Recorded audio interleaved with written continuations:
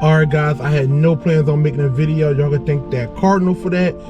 But I'm telling you, today is a rainy day. We've been out since about 5 a.m. It is now 9 o'clock. It's time to go home, dry off, get some breakfast, and just warm up. Once again, I'm at Heinz. Wonderful place, one of my favorite places in Philadelphia. So I'll see y'all next one. Stay safe, stay dry, like and subscribe.